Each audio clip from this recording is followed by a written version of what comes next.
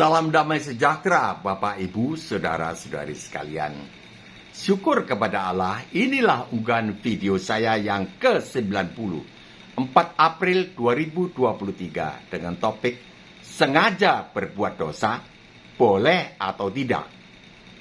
Ibrani 10 ayat 26. Sebab jika kita sengaja berbuat dosa sesudah memperoleh pengetahuan tentang kebenaran, maka tidak ada lagi korban untuk menghapus dosa itu. Tetapi yang ada ialah kematian yang mengerikan akan penghakiman dan api yang menghanguskan semua orang durhaka. Jika ada orang yang menolak hukum Musa, ia dihukum mati tanpa belas kasihan atas keterangan 2 atau 3 orang saksi. Betapa lebih beratnya hukuman yang harus dijatuhkan atas dia yang menginjak-injak anak Allah, yang menganggap najis darah perjanjian yang menguduskannya, dan yang menghina roh kasih karunia. Ada 2 orang doktor teologi mengatakan bahwa ayat ini salah ditafsirkan. Kata beliau, sebenarnya yang dimaksud dengan dosa sengaja ini adalah dosa sengaja murtad, bukan dosa-dosa pada umumnya. Jadi beliau meluruskan firman Allah ini dengan alasan, jika kita sengaja melakukan dosa, kemudian tidak ada korban lagi untuk menghapus dosa itu, maka tidak ada orang yang bisa selamat. Kata beliau, sehebat apapun orang itu pasti berbuat dosa kembali setelah selamat di dalam Tuhan Yesus. Jadi ayat ini harus diubah bunyinya menjadi, sebab jika kita sengaja murtad, maka tidak akan ada lagi korban untuk menghapus dosa murtad ini. Oleh karena kedua sarjana ini memiliki gelar doktor teologi, maka ribuan penonton video khotbah atau video Zoom-nya bersukacita lega karena secara implisit, secara tersirat di atas, beliau katakan bahwa orang Kristen setiap berbuat dosa sengaja tetap bisa memperoleh pengampunan. Legalah semua orang. Apakah benar demikian? Jika suatu pendapat tanpa dasar firman Allah, saya yakin itu salah. Mari saya ajak Bapak Ibu, Saudara-saudari sekalian penyimak video ini bersama-sama saya menelusuri apa yang dikatakan oleh Alkitab tentang dosa sengaja maupun tentunya ada juga dosa tidak sengaja. Dosa sengaja ditandai dengan sebelum dilakukan, pelakunya punya niat dengan sadar. Kemudian si pelaku berencana melaksanakan niatnya. Setelah selesai melakukan perbuatan dosa itu, si pelaku tidak menyesal karena telah berbuat dosa. Melainkan kebanyakan si pelaku hanya takut hukuman akibat perbuatannya. Contoh perbuatan sengaja berbuat dosa ada di 2 Samuel pasal 11 ayat 1. Peristiwa Daud dengan Batsheba yang sudah sangat terkenal itu. Kita mulai dari ayat 2. Ayat 2. Daud melihat perempuan cantik, Batsheba sedang mandi. Ayat 3. Daud berniat berbuat zina dengan menanyakan siapa perempuan itu. Ayat 4. Daud sudah tahu perempuan itu adalah Batsheba, istri Uria, tentaranya. Dia tetap menyuruh mengambil Batsheba dari rumahnya, lalu tidur dengannya di dalam istananya. Ayat 5. Daud mendengar bahwa Batsheba mengandung. Ayat 6. Daud berniat menutupi hamilnya Batsheba karena perbuatannya itu. Lalu Daud menyuruh memanggil Uria, suami Batsheba, pulang dari medan pertempuran. Ayat 8, Daud membujuk Uria untuk pulang ke rumahnya dan tidur bersama istrinya, yaitu Batsheba. untuk menyembunyikan kehamilan Batsheba akibat perbuatannya. Tetapi Uria menolak. Daud tidak yakin jika Uria menolak pulang ke rumahnya. Jadi ketika Uria keluar dari istana, Daud memberi hadiah kepada Uria melalui pegawai istana.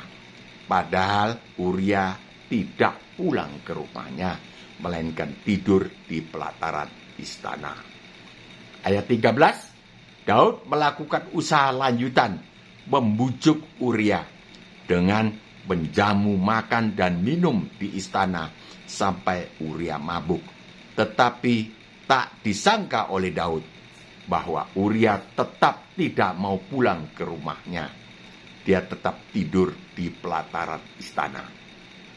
Ayat 14, melihat rencananya gagal, Daud membuat rencana baru, yaitu membunuh Uria dengan tipu muslihat. Daud bekerja sama dengan Yoab, panglima perangnya, yaitu atasan Uria. Uria ditempatkan di medan pertempuran di mana tentara musuh lebih kuat, supaya Uria mati terbunuh di situ.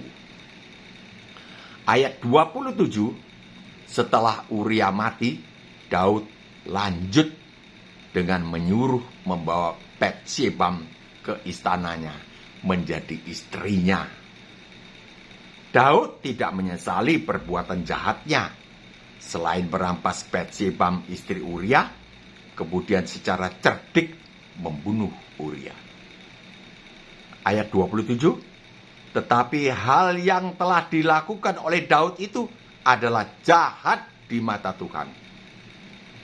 Pasal 12 ayat 9 sampai ayat 12, Tuhan menjatuhkan hukuman kepada Daud. Pasal 12 ayat 9, kata Natan, utusan Allah itu, mengapa engkau menghina Tuhan dengan melakukan apa yang jahat di matanya? Uria orang Het itu kau biarkan tewas dengan pedang, istrinya kau ambil menjadi istrimu, dan dia sendiri telah kau biarkan dibunuh oleh pedang Bani Amon. Pasal 12 ayat 10, oleh sebab itu pedang tidak akan menyingkir dari keturunanmu sampai selamanya, karena engkau telah menghina aku dan mengambil istri Uria orang Het itu untuk menjadi istrimu. Pasal 12 ayat 11, beginilah firman Tuhan, bahwasanya malapetaka akan kutimpakan ke atasmu yang datang dari kaum keluargamu sendiri. Aku akan mengambil istri-istrimu di depan matamu dan memberikannya kepada orang lain. Orang itu akan tidur dengan istri-istrimu di siang hari. Pasal 12 ayat 12, sebab engkau telah melakukannya dengan tersembunyi, tetapi aku akan melakukan hal itu di depan seluruh Israel secara terang-terangan. 2 Samuel 16:22. Terjadi Absalom meniduri 10 gundik daripada Daud di muka umum. Saya tidak mengerti. Pasal 12 ayat 13, lalu berkatalah Daud kepada Natan, aku sudah berdosa kepada Tuhan. Daud tidak menyesal walaupun hukuman telah dijatuhkan. Seharusnya dia sebagai orang yang beribadah kepada Allah. Lagi pula Daud adalah pemetik kecapi. Ketika Saul mertuanya yang juga rajanya diganggu roh jahat, maka roh jahat itu undur, sehingga Saul merasa lega karena Daud menyanyi dengan petikan kecapinya. Daud hanya mengakui saja dan tidak menyesal oleh sebab perbuatan dosa sengaja yang telah dia lakukan itu.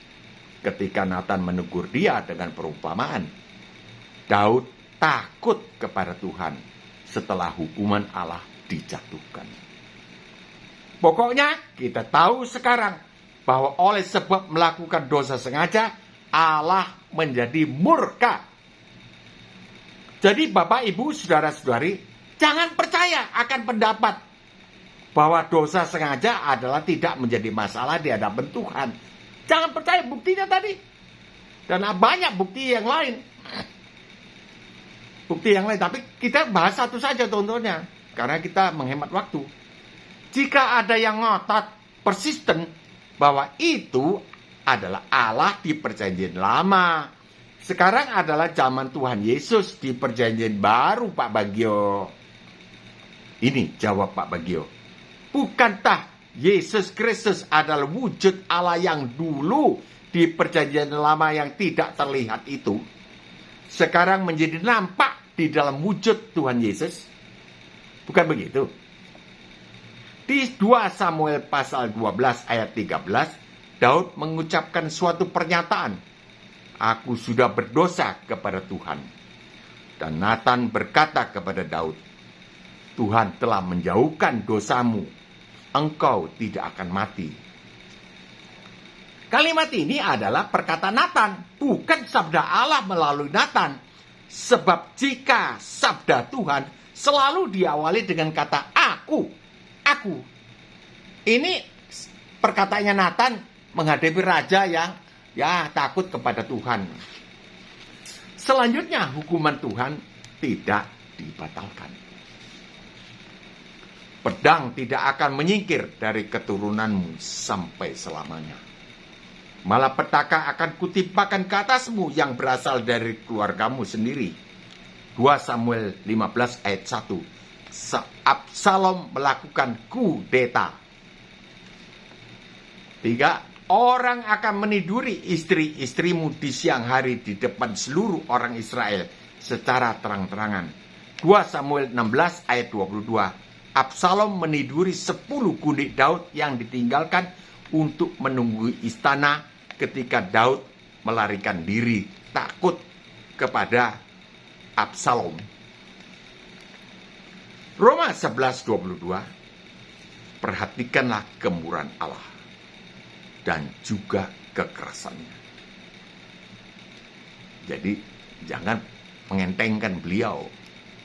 Beliau itu keras karena api yang menghanguskan. Daud tidak menyesali perbuatannya. Dia tetap melanjutkan mengambil Batsheba sebagai istri. Walaupun sudah ditegur, sudah dihukum oleh Tuhan melalui Nathan. Daud tidak bertobat.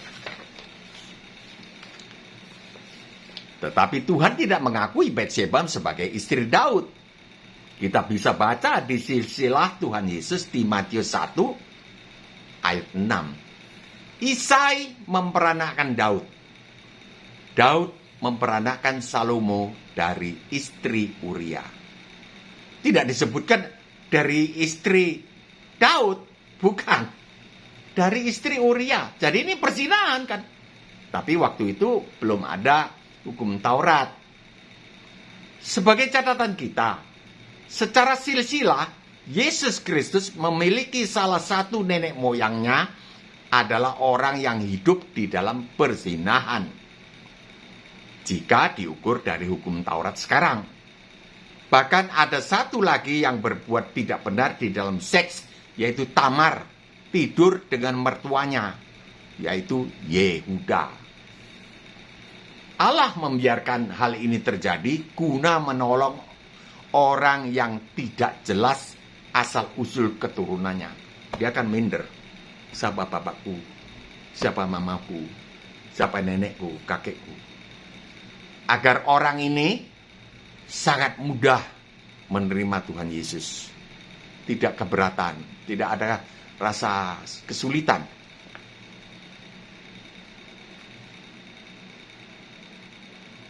Sekarang kita beralih ke masalah dosa tidak sengaja. Dari firman Tuhan di Ibrani 4 ayat 15, kita mengetahui bahwa ada dosa tidak sengaja yang bisa memperoleh pengampunan Tuhan Yesus. Memiliki toleransi atas dosa yang dilakukan oleh orang Kristen karena kalah di dalam pergumulan melawan dosa. Ibrani 4 ayat 15 berbunyi sebagai berikut. Sebab imam besar yang kita punya bukanlah imam besar yang tidak dapat turut merasakan kelemahan-kelemahan kita. Sebaliknya sama dengan kita, ia telah dicobai, hanya tidak berbuat dosa. Artinya imam besar kita Yesus Kristus itu adalah imam besar yang dapat turut merasakan kelemahan-kelemahan kita. Yang dapat turut merasakan kelemahan-kelemahan kita. Sehingga kita jatuh ke dalam dosa yang tidak dengan niat sengaja itu. Setelah kita sungguh-sungguh bergumul melawan dosa, ternyata kita kalah, barulah kita dilayakkan datang kepada imam besar untuk memperoleh pengampunan.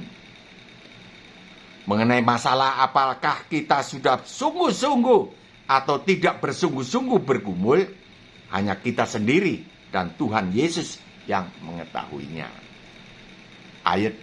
Ayub pasal 26 ayat 6. Dunia orang mati terbuka di hadapan Allah. Tempat kebinasaan pun tidak ada tutupnya. Apalagi isi hati kita. Marilah kita takut hormat kepada Allah. Give reverence. Sampai seberapakah ukuran kesungguhan kita di dalam melawan dosa? Itu tertulis di Ibrani pasal 12 ayat 4. Kita dituntut bergumul sampai mencucurkan darah.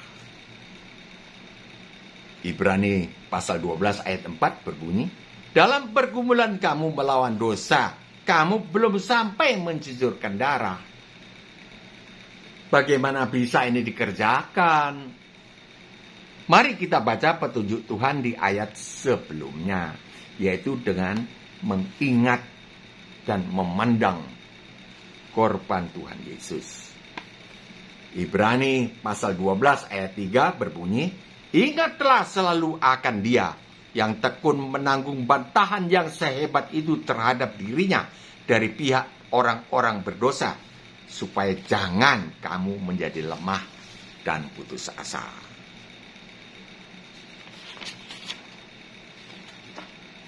Ibrani 12 ayat 4. Dalam pergumulan kamu melawan dosa, kamu belum sampai mencucurkan darah.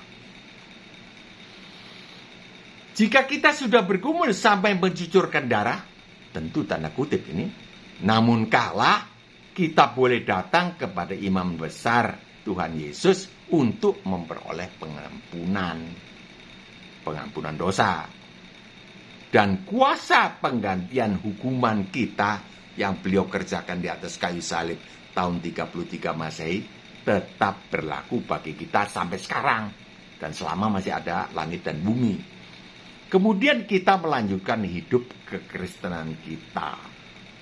Sudah datang, baru terus lanjut hidup kekristenan kita. Ibrani 4 ayat 15. Sebab imam besar yang kita punya bukanlah imam besar yang tidak dapat. Bukanlah imam besar yang tidak dapat. Artinya, dialah imam besar yang dapat turut merasakan kelemahan-kelemahan kita. Sebaliknya sama dengan kita, ia telah dicobai, hanya tidak berbuat dosa. Ibrani 4 ayat 16. Sebab itu, marilah kita dengan penuh keberanian menghampiri tahta kasih karunia, supaya kita menerima rahmat dan menemukan kasih karunia untuk mendapat pertolongan kita pada waktunya. Sebaliknya, jika kita sengaja berbuat dosa setelah memperoleh pengetahuan tentang kebenaran bahwa darah Yesus Kristus menguduskan kita, maka kita tidak bisa datang kepada imam besar Yesus Kristus untuk memohon agar darahnya menghapus dosa sengaja itu. Kalau sengaja, tidak berlaku darahnya Tuhan Yesus. Tidak bisa kita datang kepada Tuhan Yesus sebagai imam besar. Tetapi yang ada ialah kematian yang mengerikan, akan penghakiman, dan api yang menghanguskan semua orang durhaka. Sebab kita telah menginjak-injak anak Allah Dan kita telah menganggap najis darah perjanjian yang menguduskan kita. Dan kita telah menghina roh kasih karunia. Sekian bahasan kita kali ini dengan topik berbuat dosa sengaja, boleh atau tidak? Jawabannya, orang Kristen tidak boleh sesudah tahu itu dosa, namun tetap dengan sadar, dengan niat, lalu dengan sengaja berbuat dosa. Tidak boleh. Orang Kristen hanya dimungkinkan, bukan dibolehkan, berbuat dosa setelah dia mencucurkan darah bergumul melawan dosa, namun kalah. Bagi yang belum tahu bahwa sengaja berbuat dosa tidak ada ampun, saya yakin Allah tidak menghukum orang yang tidak tahu. Tetapi jika sudah tahu hal ini, namun tetap nekat dengan sengaja berbuat dosa, maka firman Tuhan berkata tidak ada korban lagi. Darah Yesus Kristus yang tercurah di kayu salib yang menguduskannya sudah dianggap najis olehnya. Jadi bagaimana mau berharap kembali kepada darah Yesus yang menguduskannya itu? Sudah dianggap najis. Jika Bapak, Ibu, Saudara-saudari diberkati dengan bahasan ini, adalah baik jika berlangganan dengan channel saya dengan menekan subscribe, tanda bel, dan jempol yang ke atas. Tetapi jika ada yang berkeberatan dan menganggap saya menyesatkan, silakan menegur saya berdasarkan Alkitab dan dengan kasih ke nomor telepon saya 0852 9898 1948. Tuhan Yesus memberkati.